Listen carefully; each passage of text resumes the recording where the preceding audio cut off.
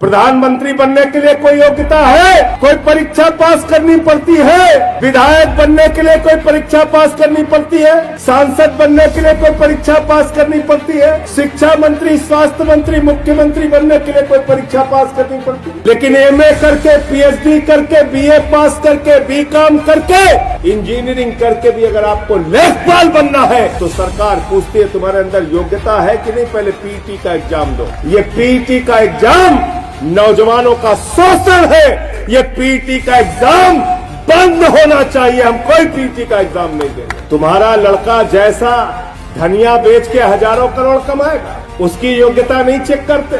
उसको बीसीसीआई का सचिव बना दिया, बेटा हजारों करोड़ क्रिकेट के नाम पे लूटो, अमित शाह के बेटे हो, चिंता करने की जरूरत नहीं। मुझे शर्म आती है उत्तर प्रदेश की आदित्यनाथ की सरकार पे, जो हमारे नौजवानों को जानवरों की तरह गाड़ी में भर के, बसों में भर के पिछले 2 दिनों से परीक्षा केंद्रों पर जाना पड़ रहा है। 1-1 हजार किलोमीटर दूर जाना पड़ रहा है। अरे ऐसे तो जानवर भी नहीं जाते जैसे तुम नौजवानों को लेकर जा रहे हो। ये कहा गया कि पीटी की परीक्षा पास करनी पड़ेगी। युवाओं ने कहा क्यों पास करनी पड़ेगी? बोले तुम्हें अपनी योग्यता साबित करनी है। तुम लेखपाल बनने के काबिल हो कि नहीं हो, तुम क्लर्क बनने के काबिल हो कि नहीं हो, तुम अधीनस्थ चयन सेवा आयोग की भर्ती में सेलेक्ट होने के काबिल हो कि नहीं हो, पहले इसकी परीक्षा दो, तब लेखपाल की परीक्षा दे। पीटी की परीक्षा से कोई नौकरी नहीं मिलेगी आपको। पीटी की परीक्षा से इस उत्तर प्रदेश के नौजवानों को अपनी योग्यता साबित करनी है कि वो लेखपाल बनने के काबिल है। बारे बाबा योगी जी, उत्तर प्रदेश के अंदर। लेकिन अगर आप पूछे यूपी के मुख्यमंत्री की योग्यता क्या है, सरकार कहती है अंगूठा टेको तब भी बन सकता। पूछे शिक्षा मंत्री बनने की योग्यता क्या है, सरकार कहती है अंगूठा टेक है फिर भी शिक्षा मंत्री बन सकता। स्वास्थ्य मंत्री बनने की योग्यता क्या है, अंगूठा टेक है तब भी स्वास्थ्य मंत्री बन सकता। अरे उच्च शिक्षा का, विश्वविद्यालय का मंत्री बनने की योग्यता क्या है, अंगूठा टेक है फिर भी बन सकता है।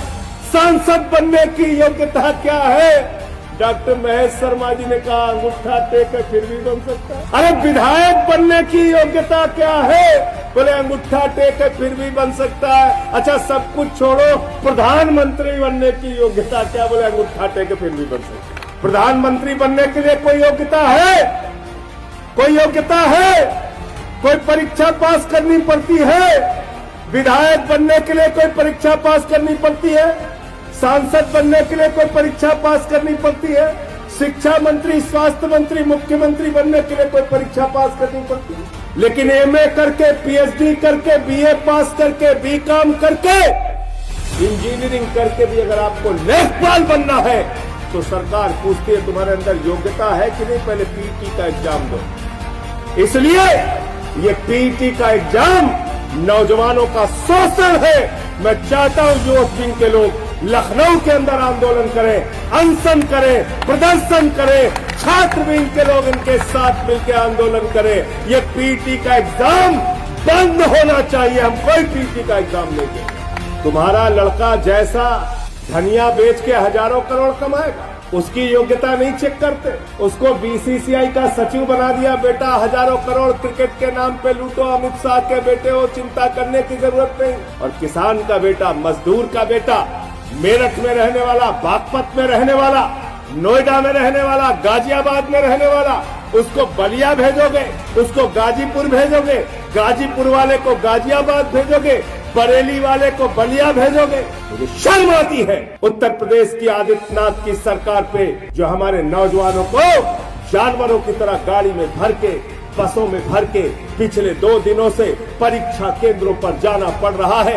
1-1 हजार किलोमीटर दूर जाना पड़ रहा है। अरे ऐसे तो जानवर भी नहीं जाते जैसे तुम नौजवानों को लेकर जा रहे हो। आदित्यनाथ जी मैं पूछना चाहता हूं, नरेंद्र मोदी की रैली होती है, खाने का पैकेट देते हो, बस का किराया देते हो, ट्रेन का किराया देते हो। रैली होती है तो 5 स्टार का स्वागत देते हो, लेकिन जब नौजवान अपनी एक छोटी सी नौकरी के लिए परीक्षा देने के लिए जाता है, और परीक्षा भी नौकरी के लिए नहीं, नौकरी के काबिल है कि नहीं है इसकी योग्यता की परीक्षा देने जाता है, तो उसका शोषण करते। 200 रुपए फार्म के ले लिए बाबा जी ने।